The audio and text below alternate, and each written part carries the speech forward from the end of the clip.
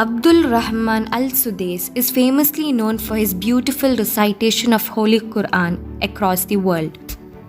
Before I start his life journey, I need you all to imagine going through older generation in 20th century where there were no electricity, no cell phones, no gas, living in a muddy house where you can find group of friends roaming outside the house.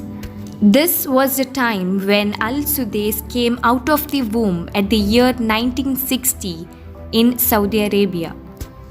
Growing up here, he was nothing less than a naughty kid. He used to make fun of others, ruin stuffs, irritate people, and so on. At the age of 9, once when his mother was preparing food for the guests that just arrived a while ago, he and his friends took some mud and thrown onto the container of the food. Oh my god, such a terrible kids. Obviously, mother yelled, scolded, and cursed him.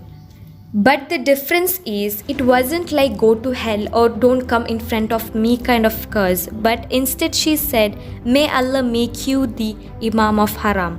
May Allah make you the Imam of Haram. She cursed in such a way. Every time this naughty kid would do something very annoying, she would repeat the same curse again and again. His mother was very righteous woman who always guided him. Finally, by the wish of his father, at the age of 12, he completed memorizing Quran. As time passed, slowly he began to become very responsible. At the age of 19, he graduated from Riyadh in scientific institution. And then he moved to Islamic University. At the age of 23, he completed Sharia.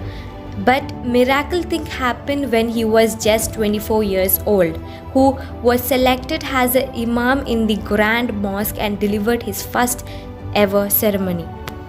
And life continued as according to the mother's dua that she made 15 years before. His devotion towards Islam and Quran made him receive Islamic Personality of the Year award at the age of 45. Now he is 60 years old, who is president of 2 holy mosques. Not only that, he played a major role in helping Muslims in Palestine, Iraq, Somalia and Kashmir. Most of his money are sent it to Palestine and other countries who are in need for their medical and food supports. You may be rich, famous or have a high status in this dunya, but to the angel of death, you are just another name on list. So, what's your story?